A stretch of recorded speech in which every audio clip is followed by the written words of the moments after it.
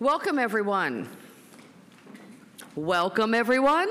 Welcome, welcome. Hello, I'm Camille Whitworth. I will be your mistress of ceremonies for the afternoon. On behalf of the City of New Orleans Department's employees, welcome to the State of the City Address. Today, we are joined by elected officials, department directors, and community leaders, as well as residents. It has been one heck of a year, as you can imagine, and as we have all experienced. So without further ado, I would like to welcome to the podium Pastor Patricia Watson with an opening prayer.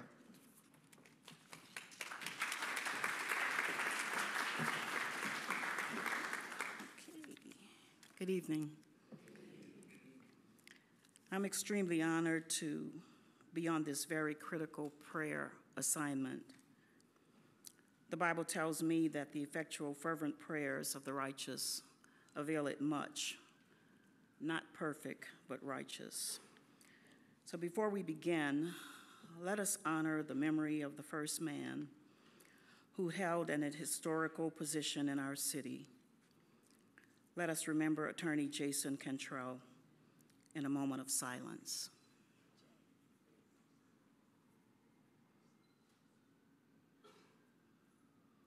The scripture reminds us in 1 Thessalonians 5:17 through 18, that we should always pray. It goes on to say, not for everything, but in everything. Give thanks. On the strength of those words, let us bow our heads. Lord, we thank you for this gathering on today. Open our hearts and our minds to receive your presence. We have come before you at this hour, perhaps at a time of uncertainty, perhaps at a time of uneasiness, not just as a city, not just as a state, not just as a country, but even in our own personal lives, there are crises all around us. Lord, I ask for godly intervention, godly interception of the things you can only handle. Give us the spirit of more than conquerors, such that we dismantle the negative mindsets and prejudices that lurks among us. Rid us of hatred, covetousness, envy, and strife. Create in each of us a clean heart, renew in each of us a right spirit to deconstruct racist tactics and private agendas that are orchestrated in secret places. Rid us of selfishness, rid us of anger, rid us of divisiveness. Fill us with hope, peace, joy, and kindness in our personal lives, such that we can transfer these virtues within and all around our dear city. Lord, show us that we do not lack resources, we lack togetherness. Lord, I lift up our mayor, LaToya Cantrell, the mayor of this great city of New Orleans. Give her the spirit of Nehemiah to finish strong in spite of the Sanballats and Tobiases who have come up against her. Nehemiah said, for those of you who don't know, I'm doing a good work and I refuse to come down. Keep her strong, keep her focused, keep her mind stayed on thee. Keep her in perfect peace as she keeps her mind stayed on you, Lord God. Give this administration, the city council, her staff, consultants, intentional direction to address, to support, to improve, and to eliminate the disparities facing our most vulnerable families. Heal our children, Lord God. Heal our families. Heal our city. In Jesus' name, amen. Amen. Thank you, Pastor Pat. At this time, we'd now like to welcome KIPP New Orleans High School's regional choir under the direction of Jessica Harvey, who will sing My Life is in Your Hands.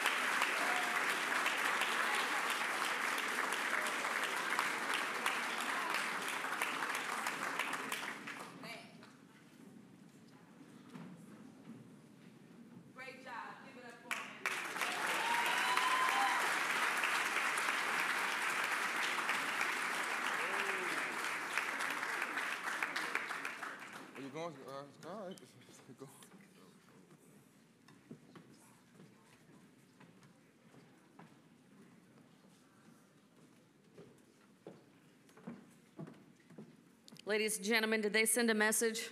And right on time. Right on time. Thank you. Thank you.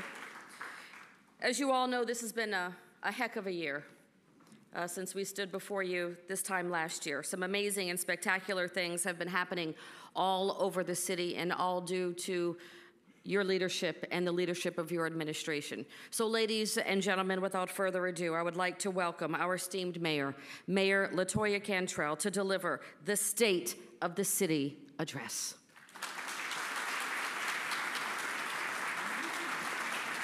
Thank you very much. Thank you very much. Thank you very much. Thank you very much.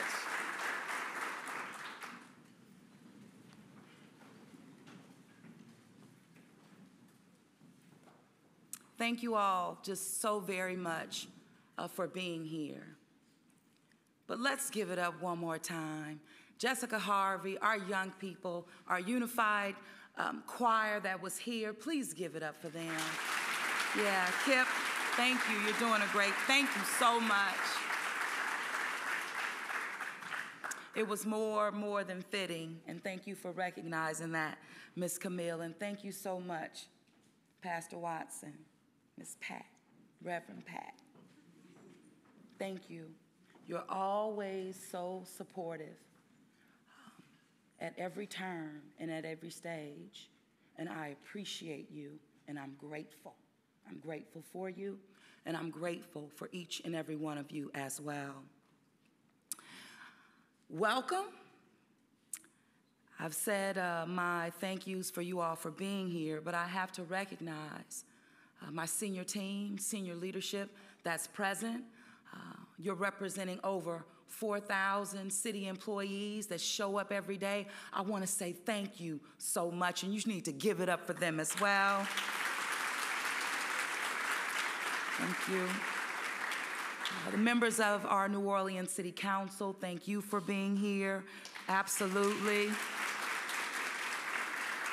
Community leaders that also include our youth leadership that's in this beautiful, beautiful space this evening. Thank you so much for being here. Members of the press, thank you again for being here in the media.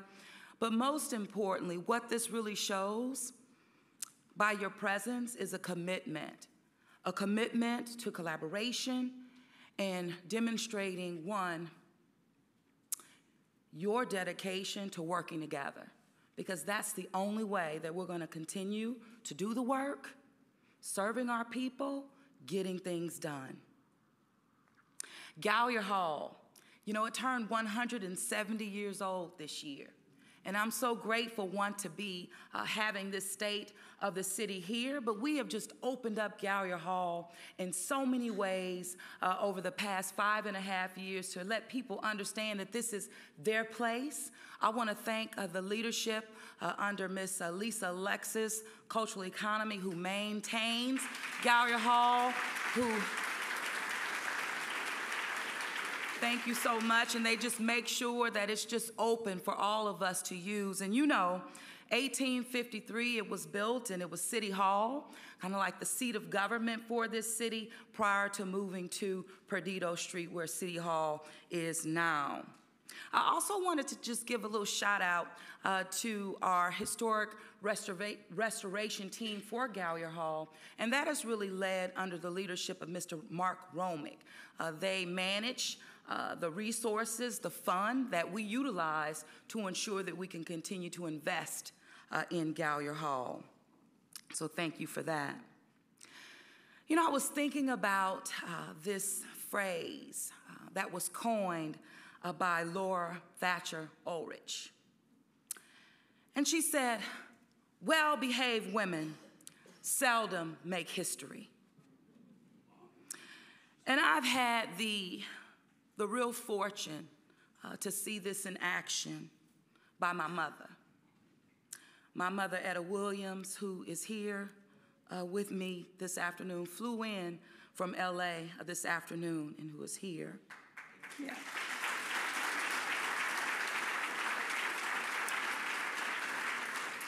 You know, my mother demonstrated how to work through barriers and really set the stage, and she became one of the first women who took part in the National Welfare to Work program, and became one of the first in the city of LA to utilize that program. And as a result of that, she served Orange County Social Services for over 35 years. Regardless of the barriers that were in her way, it was that hard work, that grit, that dedication, that she demonstrated, and I learned from it in a very real way. So thank you again, Mama.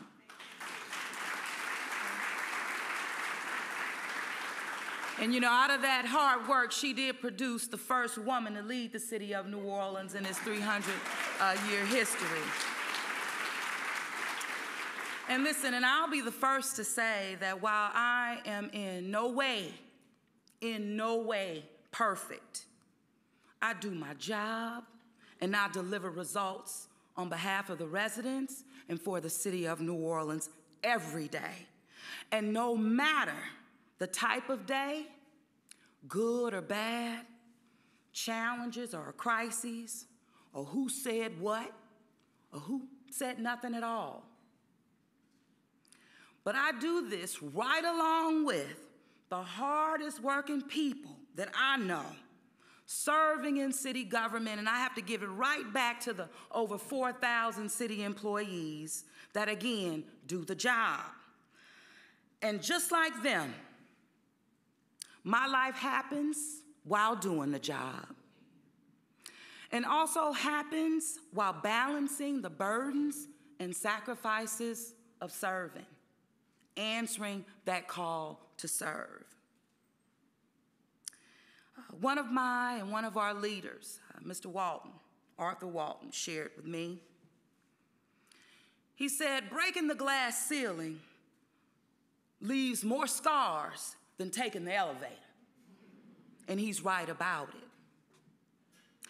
One of our youth participating in our Pathways program asked me on this past Tuesday, as I was visiting with them and listening and sharing with them, as I do, cohort 11 now. She asked me, how have I been impacted by all of the attention, whether it's personal attacks, negativity, or biased media attention and the like? Have I been impacted? And I responded to her and I said, absolutely, yes, I have. I've experienced trauma in ways that I realize, and also trauma in ways that I have not. But just like those hard-working city employees. But I also understand that I must address my trauma, and I will. But at this moment, I have to do what I've always done. Stay focused on doing the job. Stay focused on delivering results for the people that we collectively serve. So I want to say thank you again. I cannot thank you enough to, again, the hardest working people in city government. And those who have made sure, now Camille, you mentioned, oh, we had a tough year. You know, we've been at this job for 5.5 years as a team. It'll be 6 years in May of 2024. And out of that whole 5.5 years, it's been this team that has faced challenges. In order to fix them, we have maintained our assets. We have been prudent in our practices. We have been sound and solid in our spending and managing the purse. We have made sure that we have a fund balance greater than we've ever seen in our history. And that's by, again, doing the work, but being very intentional about how we do the work. And it matters. And again, I say thank you. But doing this work has led us to, one, being able to invest very heavily and invest in ways that are unprecedented and even historical. But I'm gonna share this. Less than 10 days on the job. And that came in May of 2018. and less than 10 days on the job, Mother's Day, I was picked up from my home in a high water vehicle because 5.5 inches had fallen in 2.5 hours. And we took on flood water in Broadmoor. Now, coming onto this job, whether it's 7 months, leading a transition team and having completed that work, or having served in the New Orleans City Council for 6 years, or even 12 years as a community leader, ensuring that the city of New Orleans recovered stronger, but being that example at the grassroots level that's now being taught at the Kennedy School of Government. But it was that work, but also being picked up by that high water vehicle, which told me firsthand that I knew that my tenure to serving as mayor would be in crisis management and also focusing on addressing our old, age, crumbling, failing infrastructure once and for all. Did not hesitate. Hit the ground running in that regard, working with the business community, making sure that we got our fair share, working with our state legislature, our state delegation and the like, and we delivered unprecedented resources to this city, even when people told us it couldn't be done. But because of it, some great things are underway in our city. Whether that is the West Complex Power Plant with the Sewage and Water Board that's under construction right now. It is set to be delivered, we know, in 2025, but it's something tangible that will ensure that this city can live better with water, having the power and the redundancy necessary to pump water out. But this is a critical investment that had to happen. And the transition team that was comprised relative to infrastructure, this was their #1 priority, and we are getting that done. It also speaks to the joint infrastructure road recovery plan that we have going on. Now, we have been able to manage hundreds of millions of dollars that were initially allocated in 2016, but when we came in, less than 1% of these resources were spent. But we didn't look back, we looked forward. And today, well over 50% of these projects have been completed, with more than 49 in queue, and that will represent over $600 million that we will activate and spend in the year of 2024. This doesn't happen just because. It takes leadership, it takes partnership. And Joe, I'll talk about our infrastructure team, and this is under the leadership of Mr. Joe Threat, who's doing a yeoman's job, but most importantly, working with our partners at the state level with GOSEP, working with the federal government, ensuring, again, that these dollars don't go away. We had to demonstrate in real time to the federal government that we would get these projects to notice to proceed, and because of that work, we've been granted the extensions that we've requested for these dollars that go beyond 2026. And even relative to ARPA money that I know that I worked tirelessly firsthand for a direct allocation, that deadline has been extended as well, but also the public doing something unprecedented. Passing a $500 million bond sale, that is again unprecedented, but we're putting these resources to work. It takes all of this to do this work. This also speaks to I keep having to put this plan in here, and I already know my passcode, if you will. But this also speaks to other initiatives relative to infrastructure. The stalled service cuts are being addressed. Smart meters are being installed. Now, this is a 3-year process, but this will once and for all eliminate the issues with billing. No more estimations will be required. And again, this is underway right now. The future of this city is bright because of it. This also speaks to how we're learning how to live with water, ensuring that our green infrastructure projects are getting done. We recently cut the ribbon on the Marabou Water Garden here this week. Oak Park will be, broke ground on Mirabel. We'll be cutting the ribbon on Oak Park on tomorrow. But again, getting these green infrastructure projects are imperative, again, to us living with water, but the city of New Orleans is getting it done. 8 additional green infrastructure projects will be completed in the year of 2024. And again, this speaks to over, and it goes back to $600 million that we are activating and even above that. What I also want to share is that we have been benefiting from an influx of federal dollars as well, meaning grant money that we have received over the past year.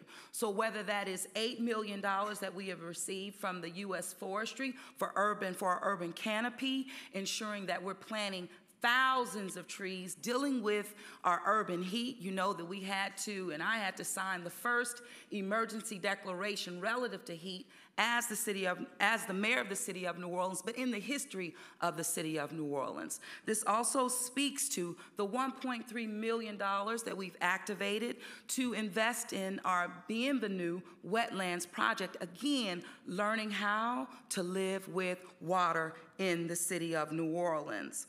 In addition to that, $55 million was allocated to our partner Entergy to ensure that we focus on stabilizing and reinvesting in our grid. It matters relative to our distribution lines as well. Unprecedented in the city of New Orleans. This also speaks to the $250 million that the state of Louisiana is receiving to ensure that we have resilient hubs throughout our state, with one of them being in the city of New Orleans. This $250 million could not have been realized without the work and the legwork already completed by the administration. So again, we are doing the job. We are getting good things done. Give it up for that. I don't know what's going on with this. And I have to say, you know, everyone working in collaboration has been a true, not only a partner, but has taken and should take the credit, because we are really all in this together as it relates to building a better New Orleans, one that's cleaner, one that's greener, and surely ensuring the future is bright for our young people who we know were born in this whole climate change era.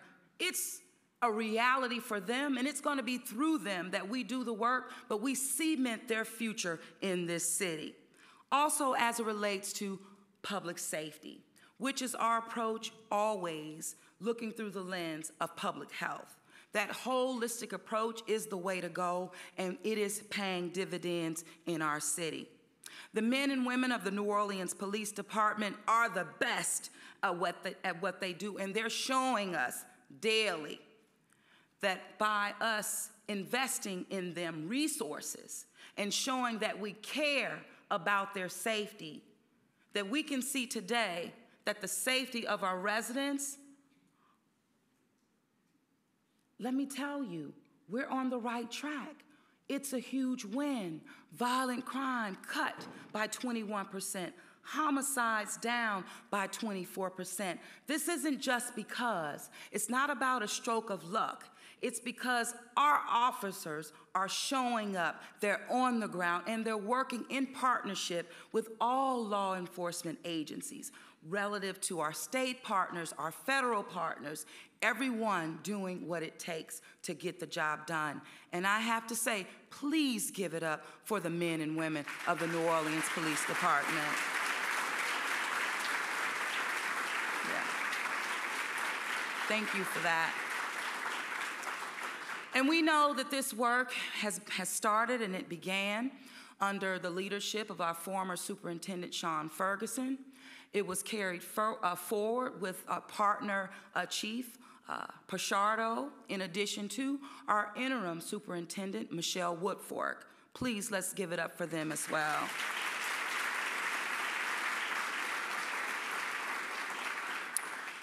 And NOPD is now under permanent leadership of our Superintendent, Miss Ann Kirkpatrick. Thank you so much for answering the call.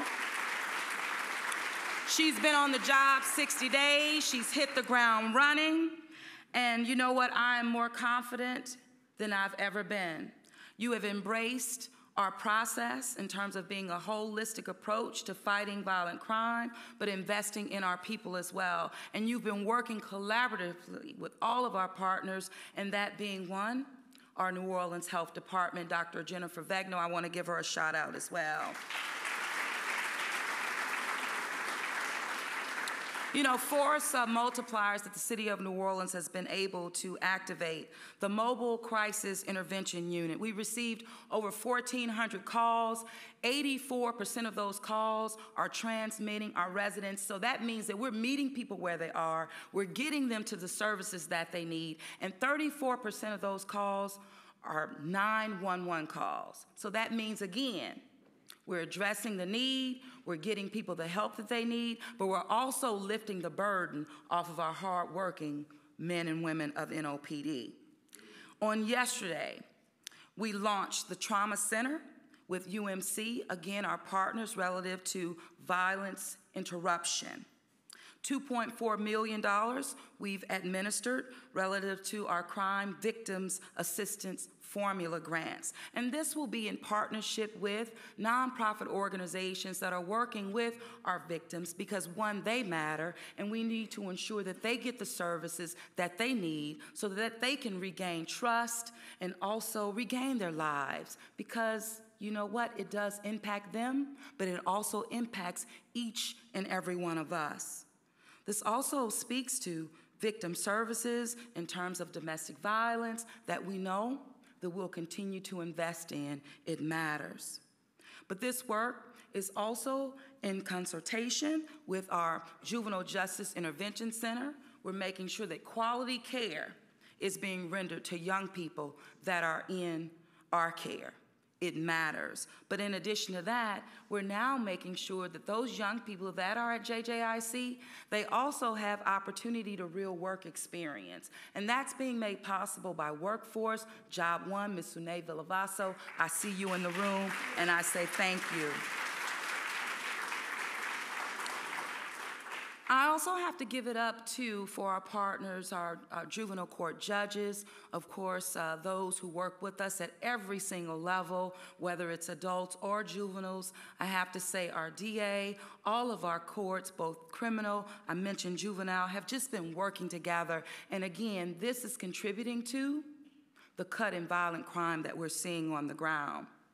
In addition, the Mayor's Office of Youth and Families has been very intentional about making sure that we're engaging young people directly, as well as families holistically through youth engagement. Whether it's the Pathways program that I mentioned, this is working with our young people that have either touched the line or even crossed the line, but we're making sure that they are staying on the right path, and that's why this program is so successful. Now, as I mentioned, our 11th cohort with 98% of our kids pivoting to doing the right thing. The evening reporting centers, thank you so much, Pastor Watson, doing a great job with the Family Center of Hope, making sure, again, that we're meeting our young people where they are. The Mayor's Youth Advisory Council, we have some of our leaders in the room. Thank you so much. The Junior Civic Leadership Academy, administered by Neighborhood Engagement, again, making a huge difference. Mayor for a Day, that's making a difference as well. The Mayor's Youth Employment Program, putting to work more young people in the history of the city of New Orleans. This year alone, we had some stumbling blocks in regards to getting everyone paid on the front end, but on the back end, everyone was made whole. And next year, it's going to be bigger and better than before because we have to continue to invest in our young people. It does matter, and I just want to say thank you again for making this possible. Job One, members of the New Orleans City Council, and all departments that have given our young people real opportunity, real work experience opportunity. As I say to my daughter, I've been working since 14. She'll be 16 on tomorrow, and I gotta give a shout out to my baby. Yeah, I do. You know, my daughter keeps me straight in every way. I say that she's my biggest supporter and even my worst critic.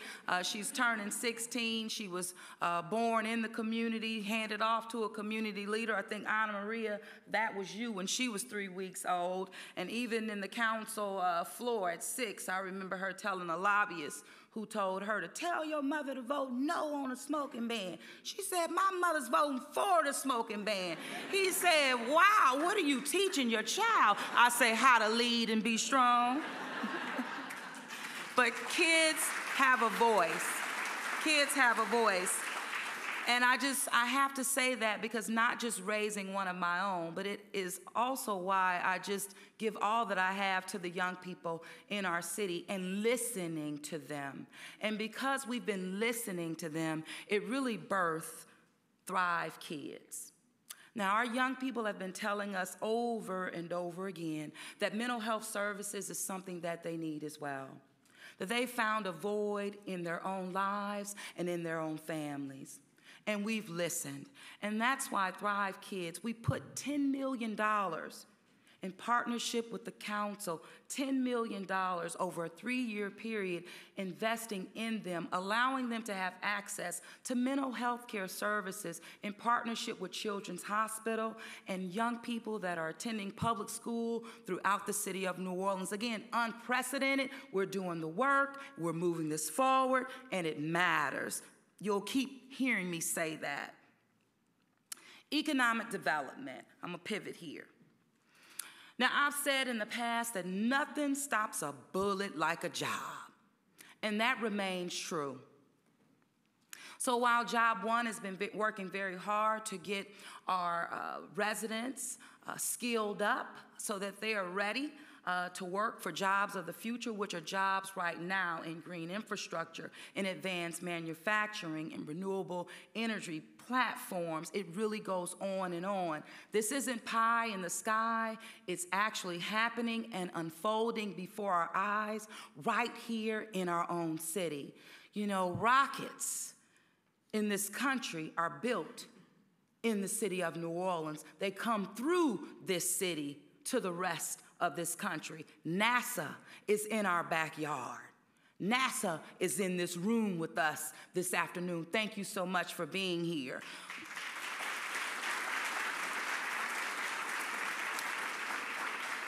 And this is also why I wanted to work very diligently with NASA and even MSY so that we can have real interactive displays in our airport, which is world class, which is #1 twice in a row, going on 3rd in a row. Thank you for that leadership, Mr. Kevin Dolio and our staff. Yeah. But we put in place one exhibit and even more to come, because the goal behind that is that we need to let the world know what we're doing in the city of New Orleans. They have a real understanding of that. But we need to have that same level of understanding. And so while that interactive display is in NASA, it's sending the message again to locals that this is here for you, that we're creating jobs, not for those to come in, but for people who live here right now, real jobs. We're also focusing on technology, bioscience, rebuilding and investing in our bio district.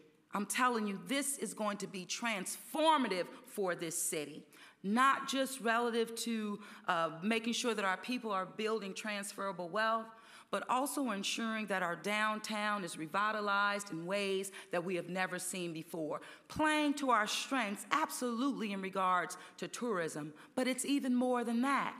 In regards to ensuring that our economic advancements, that we're leading in this. So I want to thank LSU and Tulane University for investing in downtown, Xavier University as well. The best truly is yet to come, and the leadership of our DDD. I see you, Mr. Gregory Curtis, who is our chair of DDD, and Mr. Davon Barber, who leads as our director of the Downtown Development District. We're seeing more investments in downtown and so much more to come as we move towards 2024. This speaks to whether it's the revitalization of our riverfront, breaking ground and moving forward the plans for our wharfs, Esplanade and Governor Nichols. This also speaks to that river front, the river district that we just broke ground on, and I told them then that that river district is like a gift that will keep on giving to this city for generations to come, and that's a real thing. Workforce development, it is. We can give it up for them. I know it's gotten a little bad press there, but it is worth investing in, and it's not giving the private sector a tax break.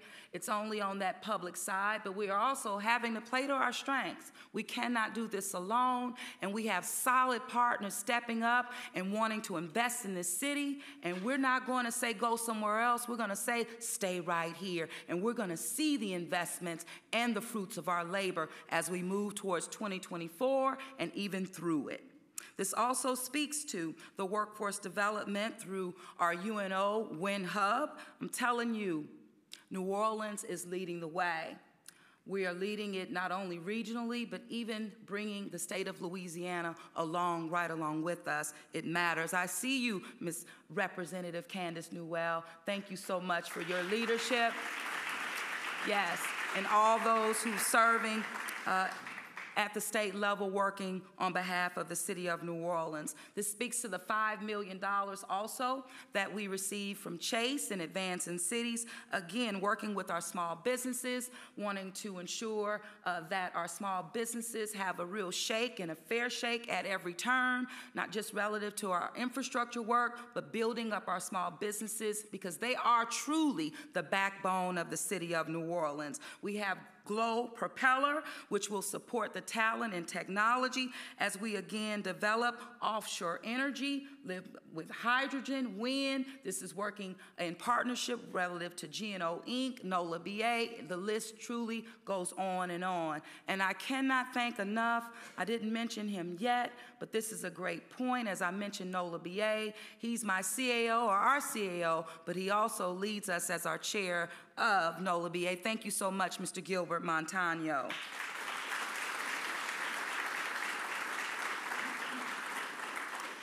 Yeah, Gilbert and Norm, they keep that purse string right, and I'm telling you, as I look at my council people who passed the budget, we're going to continue to be good stewards of it, so thank you. I have to, and I'm looking over at Councilman Thomas, which leads me even to, he always talks about me saying picking up cans. Absolutely, and cans that have been kicked for decades in the city of New Orleans, but under the leadership of our team, we're not only picking them up, we're seeing results. Gordon Plaza. Win, win, win, win. Yes. Turning around an injustice, no doubt about it. But our team ensuring that we had a project that would allow the city of New Orleans to buy out our residents on Gordon Plaza. That's been realized, over $30 million that we were able to activate. And because of that, we will now be moving forward with a solar farm that will be erected, acquisition that is also forthcoming, that will ensure that we have additional redundancy of power relative to keep this city safe when rain and hard rain, fast rain comes our way. Lincoln Beach. 60 years almost in the making, for the first time in over 6 decades. Let me tell you, we're getting it done. We had a press conference on Lincoln Beach, $24.6 million that we have been able to activate. Again, the hard work of all of our collected teams, but working with the community, listening to the community, who are the world's greatest experts on where they live. We're bringing back Lincoln Beach, and we're bringing it back better than it's ever been before. Yep. And we're going to make sure that property owners adjacent to Lincoln Beach, see, this will be catalytic. They will now be able to reinvest in their properties, and again, investing in the city of New Orleans. This is what it's all about. Six Flags, dormant for over 16 years, breathing real life back into it, listening to our New Orleans East residents, but most importantly, listening to all of the residents in the city of New Orleans about that Six Flags site. Thank you to I see you over there, Miss Brenda Bro, Nora, thank you for your leadership, your guidance there, but we're making sure that Six Flags, we selected Bayou Phoenix, and we're gonna work with them every step of the way so that, again, we realize the vision set by the residents of this city. Municipal Auditorium. Yep. Won't forget that one. Yep. And you know, I had my eyes on Municipal Auditorium because this city had over $30 million that we had to spend that was allocated by FEMA or it would go away. And you know that Municipal Auditorium had been sitting dormant again for a mighty long time. But it's been our team that is breathing real life back into Municipal while working with the residents. Save our souls, they're working with us firsthand, and we're now being able to move forward, restoring Municipal Auditorium, but also with the plan in place, yep, that it comes back. It comes back bigger and stronger, and we're gonna put over $38 million of FEMA dollars into it, but additional resources that were garnered from the city as well. And I have to mention this after Municipal. The land swap that we were able to just complete. Now, this was a long time coming, and many other administrations tried, but we were able to get it done. And the land swap involves Duncan Plaza and the state-owned land that was adjacent to it. We were able to work with our state delegation, and I have to again give a shout out to Ms. Candace Newell, who was boots on the ground with this, making sure that we were able to pull it off. We were able to do that, and now I'm gonna turn to my partners on the New Orleans City Council, my team, so that we can lead the efforts for a new city hall that we need, built for the city of New Orleans. We need that. We do.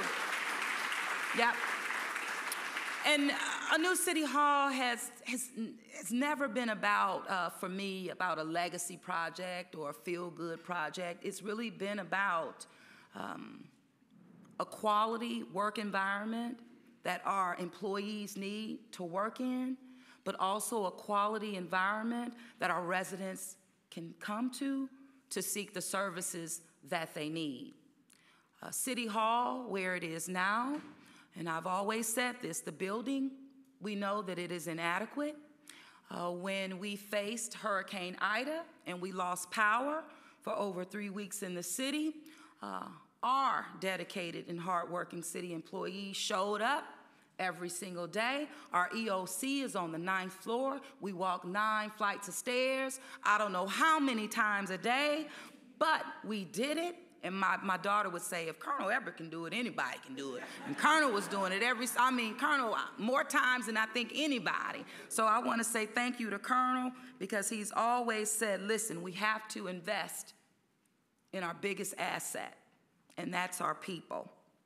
So, City Hall, it will also give us an opportunity to realize buildings that we own, meaning assets that we have, and utilize them in a way that creates revenue streams for our city, revenue that we can depend on literally for generations to come. We cannot always look to raising property taxes for our residents or homeowners to pay. We have to look at diversifying ways to not only create revenue streams, but to have them live with this city for a mighty long time. So what I mean by that is the best and highest use, even as where City Hall sits now, is not a city hall. It can be something else, a lease development deal that, again, brings revenue recurring to this city. As I look at other buildings, even that we have to lease out because we need adequate space, a new city hall will give us the opportunity to get out of these leases and ensure that those resources are reinvested in our people in ways that they can see that they matter and that they can see that we care. It does. This is a big deal. So I'm got to give a shout out for that. Now I'm going to pivot now to quality of life, and if you haven't caught on, I'm really touching on the priorities that have been presented by the residents of this city, that have been ratified by a budget that was proposed to the New Orleans City Council, recently passed by the New Orleans City Council, and will really set the stage for how we move forward in the year of 2024. What has been very near and dear to them is quality of life as well. Code enforcement.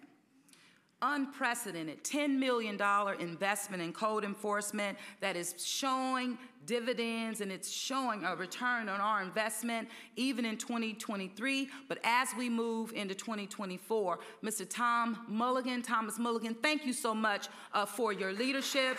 Yes, his whole team, Anthony Davis, our new director of code enforcement. But you all have been doing a yeoman's job collectively, Winston Reed, with blighted properties, knocking them down, demolishing properties, when we also understand that all blight isn't created equal. So we're working still with residents who want to rebuild their homes and being very intentional about how we do that. And again, putting and getting these properties back on the tax rolls will bring more revenue to the city of New Orleans. Homelessness. This has also been a priority for residents as well as our administration. Mr. Nathaniel Fields, Nate, I don't see you, but I tell you, Nate has been doing a great job with a small team, working on behalf of all of us, working on the ground with our unsheltered population. We have just decommissioned one encampment with more to come. But you know what? We have to dignify people in our response, and we're doing that. But we're also focusing on affordable housing. We know that we have to. And we have a great team under the leadership of Ms. Tyra Brown Johnson. Where are you? I see you, Ms. Tyra. She and her team have been able to leverage millions of resources coming from HUD to ensure that we activate and put more housing, affordable housing units on the ground. In 2024, we have our eyes set on over 1,400 units that will be activated and put back and bringing back into commerce. So thank you again, Tyra, for that.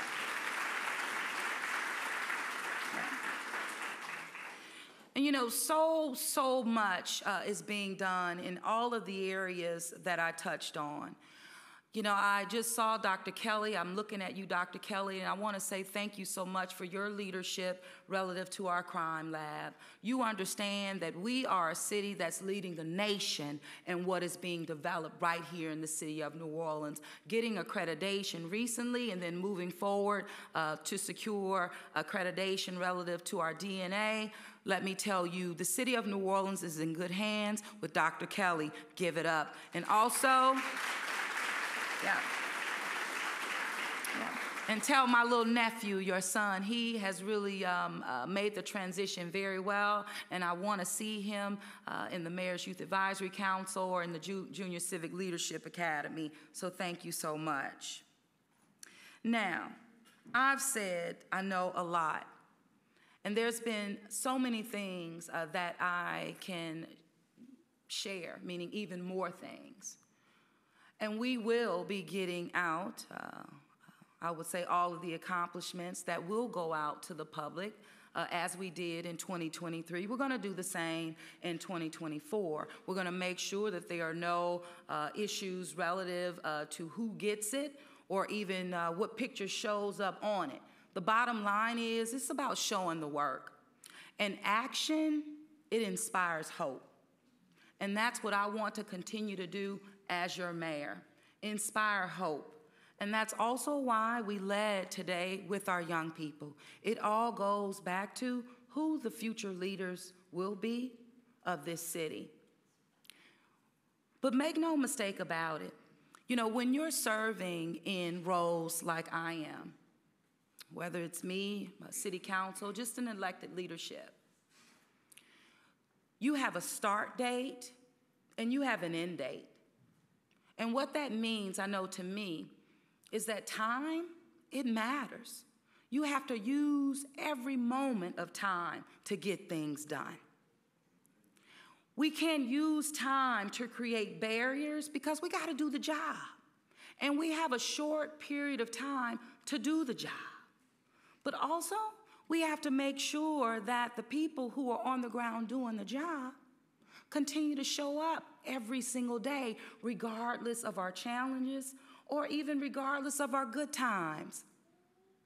But what we demonstrate when we show them that we care about them, we're paving the way to build our capacity for future workforce so that we can attract more people who want to work in government.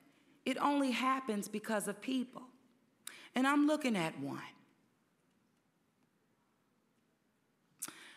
Miss Mary Pettingale.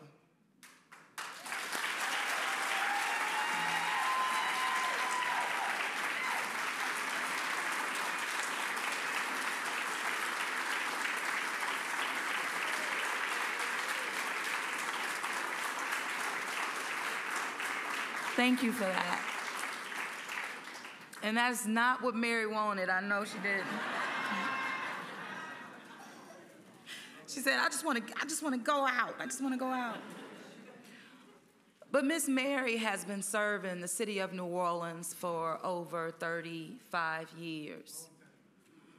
But Miss Mary has served 5 mayors, and I'm one of them. And like I was told coming in office, don't get rid of Mary. Yep, they were right. And Mary said, I'm gonna give you a term. And then she came on back. But what we do within this administration is understanding time and how to use and utilize time. And how when people give it, they give it their all. And it's time that they'll never get back. But also understanding that we have to groom others to pick up the torch and to carry it further. We have to ensure that the institutional knowledge is truly passed on. And so we were able to identify, I call it Mary 2.0. And we identified a Miss Wendy Baquet. And that was over, I would say, less than 2 years ago because we knew that Mary, again, would be retiring.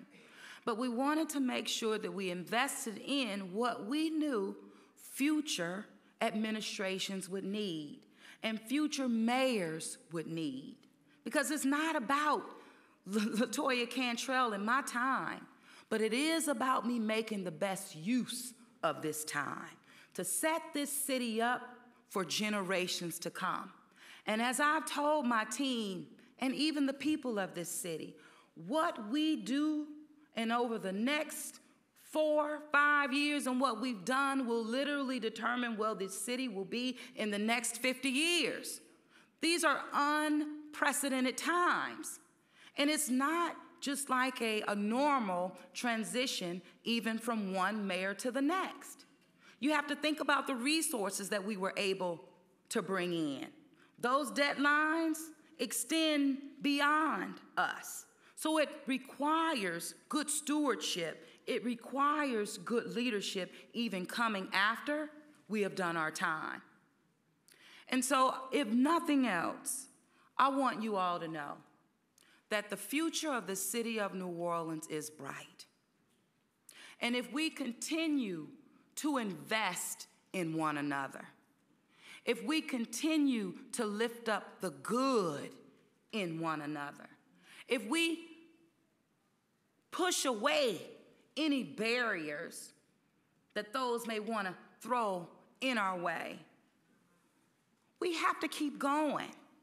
But this is our time to do so. It is. You can't make it up. You just can't. You don't get the time back, but you absolutely can pave the way forward. So the best is yet to come in the city of New Orleans, but it only can come through us. And I have to say this, anytime the city of New Orleans gets greater recognition for the work that we're doing globally, We have to do better locally. We do. We do. Because as soon as you go outside of the city, they're highlighting and talking about everything that I just mentioned and more. They see it not only as the future of the city of New Orleans or the state of Louisiana, they see it as models for not just the nation, but for the world. They see us adapting to climate in ways, again, that we can teach other cities. We're doing that. So this is our time, and I make a plea to the media. You can help us in this regard. When you talk about challenges, you can. When you talk about challenges, you also have to talk about and should talk about the work and the progress that's getting done, because you have a responsibility to tell the true truth. But when you tell half-truths, you make it harder for the men and women that we depend on to do the job. And it can even be discouraging. So what I say, please, tell the true truth. No one is against that. No one. But we have to tell the whole story. And when we have even Spike Lee in the city of New Orleans right now, working on the 20-year after Hurricane Katrina. It will be a 2-part series on Netflix. He will be interviewing those who he interviewed prior to, but he will also be looking at how the city of New Orleans has bounced back, how the city of New Orleans has gotten it right, how the city of New Orleans is investing in her people, how the city of New Orleans understands the place that she has not only in this country, but what her place is in this world. So I ask you to join in on this and be the real example about demonstrating the power of this city that's rooted in the culture of this city. Culture, we know, is our economy. And Lisa, Alexis, I didn't overlook you at all in regards to our culture. And we're investing more in our people than any other administration ever. For the first time, directly into the cultural community, over $10 million in 2 years, even $7 million with the city council giving the culture. Yeah. Yeah. So I have to end on this, and I know that I do, but it's all rooted and grounded in the culture of the city of New Orleans, which oozes out of the streets, and only possible by the residents of this great city. So God bless you. God bless the city of New Orleans. Happy holidays, and Merry Christmas, and Happy New Year. Thank y'all. Thank you very much. Thank you very much. All right.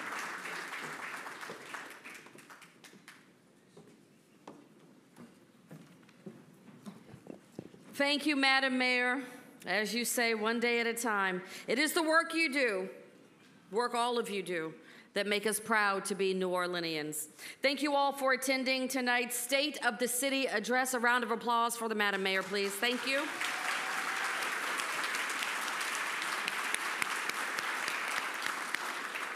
And we now invite you to the Red Room, the Map Room, for a light reception and for some entertainment, which will be provided by the Roots of Music Jazz Ensemble. Have a great evening, everyone.